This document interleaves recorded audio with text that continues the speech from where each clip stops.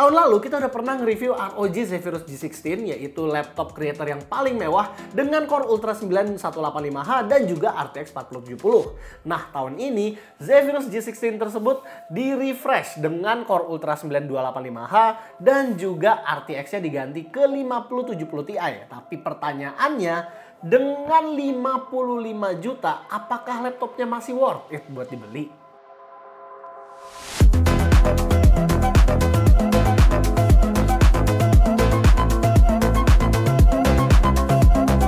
Desain dari Zephyrus G16 yang tahun ini seperti yang tadi kita udah bilang, nggak ada dirubah apapun dari tahun lalu. Mungkin kita recap sedikit kali ya.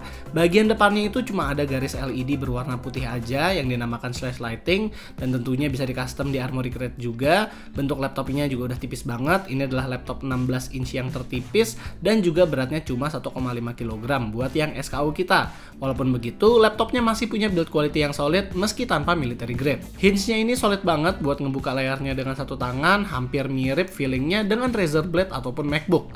Dan buat layarnya dia udah menggunakan panel OLED berukuran 16 inch 2.5K dengan refresh rate sampai 240Hz. Soal kontras dan akurasi warna tidak usah ditanya lagi, pastinya udah mentok kanan. Dan di Armoury Crate kita juga bisa mengatur color profile dari monitornya seperti sRGB mode, Vivid, atau DCI-P3 kalau kalian creator film. Keyboardnya masih punya layout yang sama dengan sebelumnya, yaitu lebih boxy dan terlihat lebih kayak laptop kerja daripada laptop gaming. Power buttonnya juga tentu terpisah dengan patch up, patch down yang tergabung dengan arrow pad. Volume dan Armoury Crate dedicated button juga dapat ditemukan di kiri atas dari keyboardnya, tapi sayangnya media button itu absen dari keyboard ini. Gua agak menyayangkan sih, ROG bisa naro ada tombol buat aura farming, tapi nggak bisa naro tombol buat media button. Nah, tapi overall letak dari keyboard ini agak centered, jadi saat ngetik ya kadang suka kena-kena dengan touchpadnya yang bagol itu. Nah, ngomong-ngomong soal touchpad nih ya, Zephyrus itu kan punya touchpad yang super luas. Itu bener-bener mengcover hampir seluruh surface bawahnya. Dan juga punya front firing speaker dengan total 6 speaker. Jadi kalau kita lihat ya dari bentuk touchpadnya, ukurannya, terus juga dari speakernya yang punya 6 speaker itu udah membuktikan bahwa Zephyrus G16 ini sudah sekelas dengan Razer Blade atau MacBook Pro sekalipun. Dan seperti di SKU sebelumnya juga, di pembelian laptop ini selain dari adapter utamanya yang 240 watt, kita juga diberikan adapter USB-C sampai 100 watt. Buat konektivitas, di sebelah kanan ada full size SD card reader dan 2 USB 3.2 Gen 2, di mana satunya adalah Type A dan satu lagi Type C. Sementara di sebelah kiri ada charging port, full HDMI 2.1 port, satu Thunderbolt 4 port, dan satu lagi USB 3.2 Gen 2 Type A dan audio combo jack. Enaknya, ada masing-masing USB-C di kedua sisi, jadi bisa charge PD dengan mudah mau dari sisi manapun. Prosesor yang ada di laptop ini udah di-upgrade ke Core Ultra 9 285H yang terbaru, yaitu prosesor yang udah cukup mentok kanan dari Intel yang sekarang, dengan RTX yang juga udah di-upgrade ke 5070 Ti, dan kalau RAM-nya masih sama di 32GB LPDDR5X. Dan buat SSD-nya dia ada 2 slot, dimana yang satunya udah terisi 1TB PCIe Gen 4 Export dengan speed yang cukup kenceng, dan satu lagi itu masih bisa diisi terserah kalian. Buat CPU-nya, ternyata performa dari Core Ultra 9 285 ini hanya naik sedikit dari yang versi tahun lalunya. Mau di Cinebench 2024 pun, ya performanya ini masih di bawah Ryzen AI 9 HX370. Nah, buat RTX 5070 Ti-nya, skornya ini naik sih. Memang lumayan signifikan ketimbang RTX 4070 kemarin. Namun tentunya dengan kompensasi nambah 20 watt juga TDP-nya. Di game-game yang AAA seperti Black Myth Wukong, sayangnya laptop ini hanya dapat 54 FPS walaupun sudah menyalakan frame generation. Nah, buat dapetin frame rate yang playable, turunin dulu settingan ray tracing-nya. Monster Hunter Wilds juga bisa dapat sampai 90 FPS, Cyberpunk bisa dapat sampai 112 FPS, sementara Spider-Man 2 dan juga Harry Potter KW2 bisa dapat FPS 100-an. Nah, kalau game Wibu gratisan, entah kenapa hanya dapat 70-an FPS, mungkin karena ada yang pakai RTX High. Sementara di Adobe Premiere Pro, render time-nya ini lumayan kerasa bedanya antara SKU tahun lalu dengan yang tahun ini. Ya lumayan lah, ada peningkatan di video editing dan Blender pun juga sama kencengnya. Jadi kelihatan kalau laptop ini memang cocok untuk para video creator ataupun 3D artist atau juga bisa juga 3D designer. Nah, selain dari performa spesifikasi, yang ngebedain SKU ini dengan yang tahun lalu adalah coolingnya. Kalau yang tahun lalu itu sampai punya 3 kipas buat pendinginannya, yang kali ini memakai vapor chamber. Tapi karena power usage dari laptop ini juga gede, tetap vapor chamber sekalipun nggak bisa menutupi panasnya surface laptop ini. Kita juga lihat secara CPU temperature dia masih menyentuh 105 derajat, walaupun stabilnya di 80-90-an.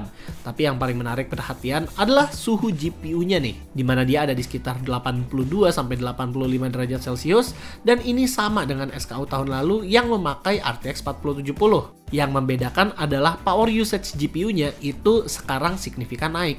Yang tadinya hanya 75-85 watt menjadi 110-120 watt. Di sini Asus sudah benar sih, memberikan cooling system yang terbaik untuk GPU yang haus akan daya.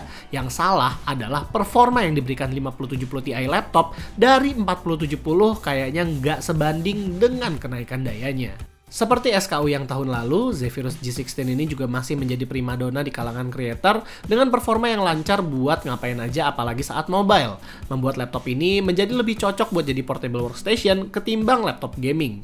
Laptop ini juga bisa sebenarnya buat dipakai sebelahan sama monitor dengan USB-C, namun saat nampilin layar, misal ke 4K dengan layarnya dia sendiri yang udah 2K, mungkin agak berat ya, dan membuat dia tuh jadi suka nge-lag. Jadi kita saranin untuk pakai adapter 240 wattnya juga apabila dihubungkan dengan monitor, especially yang 4K. Nah, speakernya ini masih menjadi top notch di kelasannya, dimana clarity-nya jelas, bass-nya ada, mid-nya juga separasinya bagus. Jadi ini adalah speaker kelas atas yang bisa kita temukan di laptop setipis ini. Dan battery life-nya juga sekarang nambah dikit dari tahun lalu, mungkin karena udah nggak pakai 3 kipas lagi.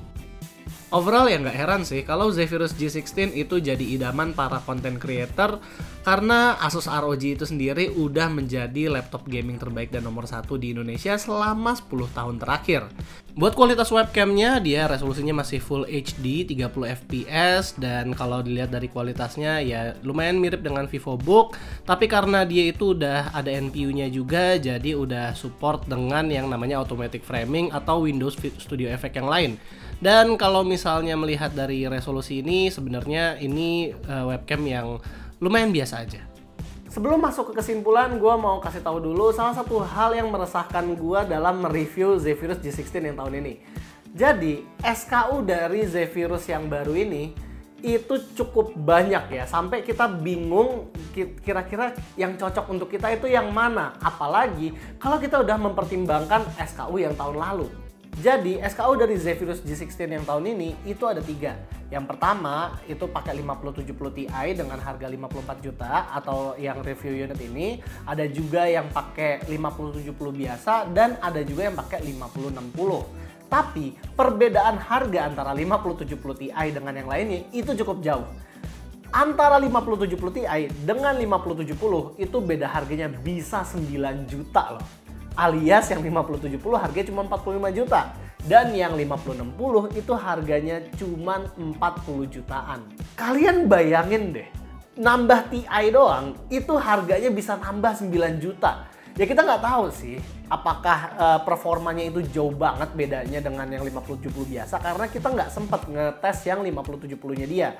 Kalau budget kalian lebih mepet lagi, ada juga yang SKU tahun lalu dengan RTX 4070 di harga 34 juta. Walaupun ya RAM-nya masih 16 GB sih, tapi tetap aja yang kalian dapat itu adalah Zephyrus G16 yang modelnya ini masih sama, masih gini-gini aja gitu.